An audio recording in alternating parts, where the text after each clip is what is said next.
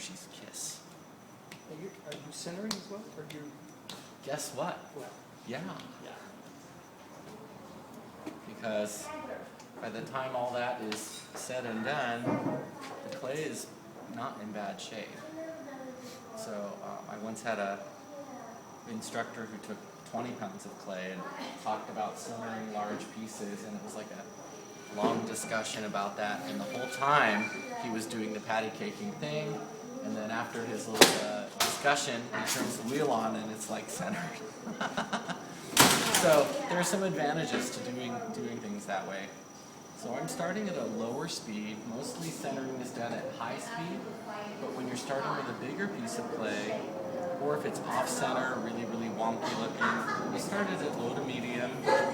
Get your hands nice and wet, get the clay wet, you get your elbows nice and tucked and braced. So I'm not up on the tops of my thighs, I want my elbows in, behind my body, okay? Here are my elbows, crashing into my tummy, okay? So that when I push on the clay, I'm just leaning in and I get all kinds of leverage. I'm also sitting fairly close to the wheel. If you notice, with my elbows tucked and hands in front of me, if I just lean in, look where my palms end up. That's how much force I'm going to have on this clay just by leaning back, putting my hands in, and pushing with my left, and tamping down a little bit with my right. Okay, and the clay is going to start to get centered. Need a little more water, pushing in and pushing down, and then a slow release. So you can hear my back going chunka chunka chunka. That's because guess what I forgot to pull up. There you go. Must have been a couple of weeks for me too. So we use the back grippers to help the bat stay down. And they should be pretty wet so they act like a soggy sponge. Okay, here we go. So again, low to medium speed. Really do some pushing. If you're pushing with your pushing hand and swinging your fingertips around while you lean, that clay should be rising up, and you should be able to see that. You guys see that for me? I'm pushing just enough.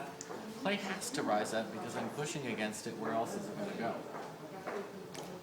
And then I should combine with my top hand so that the clay is compressed, lock myself into position, and then slow release. So the clay gets tilted and then it gets tilted back again. Excellent observation. So the clay does get tilted and then it relaxes back to being on center. So what you should see, and I'm going to crank this up to almost high speed now, is that as you are pushing on the clay, it leans over a little bit. And your hand is going to round out over the top. And then you're going to slowly relax your muscles to sneak away, and then it comes to be So perfectly why does it centered. come back? Do you apply force with the fingers? What's that? Do you apply force with the fingers? Why does it come back? Because why does it come back? I'm applying force. I have on my fingertips here, holding it in place also. Tamping it down, trying to get totally stable, and then I relax. So the Is it spinning centrifugal brings it force, cen- perhaps? Yeah, Yeah, that's what it's I'm thinking. centrifugal. Yeah. Yeah. It's the spinning that brings it back to the centre. Sure. Well, the clay is actually I was too scared the to clay say is that. actually on center. I'll tell you what. If I here's the thing, guys. We're in the vortex. It's the slow release that's important. Okay. Yeah. Because here's what happens if I don't do a slow release. I'm pushing, and I'm nice and stable, and then I walk away. I've done that. Okay. I'm good at that. So, you lean in slowly, get it to conform to your hand, and then a very, very slow release. Keeps it There's on no center. force from my fingers to pull it back. Okay, don't worry about all of that. Think about slow release and pushing. Yeah. Okay. All right, let's move on. Oh, I tried a Yes. slightly smaller, but bigger for me piece, and I ended up with sort of a mound of clay around the outsides of my fingers. Aha. So where does that come from? So another important point, Liz brings up a really good point. I am using, besides pressing against the clay, I'm using my left pinky and ring finger over here to almost make a groove and collect up all the clay at the bottom. Super important, especially with a larger piece of clay. If my hand is up higher here and I'm not pressing at the bottom, where does all that clay go? Down. Right. And then it's a disaster. And then it's a disaster, especially if it's off-center, because this hand is going to be bouncing up against off-center clay. So, when that happens, you take your sponge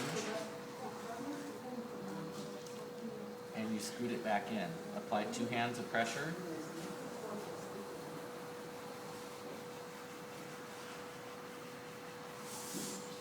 Scoot it back in. Get yourself set up again. Elbows tucked and braced. Pressing. I'm squeezing with these fingertips. You can see my pinky down here is collecting up and making a groove down there. And then tamping it down. Trying to keep my hand steady. And do a slow release. Okay, so mine's not perfect, but it's close. I'm pushing so hard on it that I keep separating the clay from the bath a little bit. Alright. So that was a really good point. So let's see if we can distill this down to 3 or 4 things that you're going to focus on with your clay. My favorite would be that your elbows are tucked in and you get lots of leverage. Other stuff you guys want to contribute? What else are we going to focus on?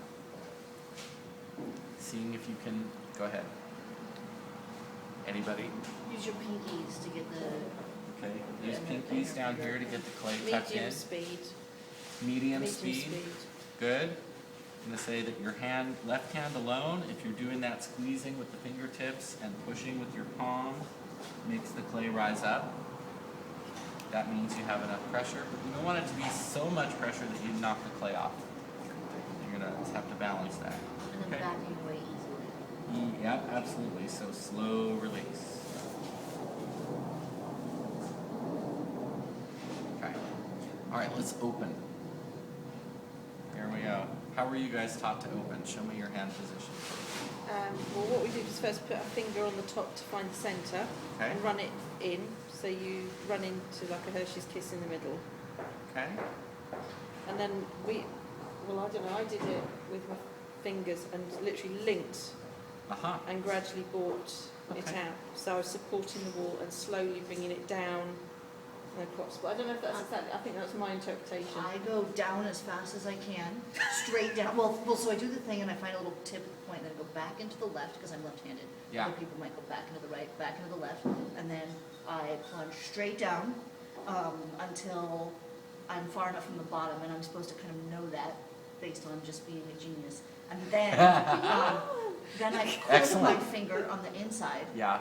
and then I make a groove now with my crooked finger, and then I come up slowly. Okay. And I do that a couple times until it's as wide in the inside as I want the piece to be on the inside. No, you see, I leave more, I take my finger down, but I leave more in the base so that I can bring it from the base up as I'm taking the sides up. Okay. So it's just different styles. Different.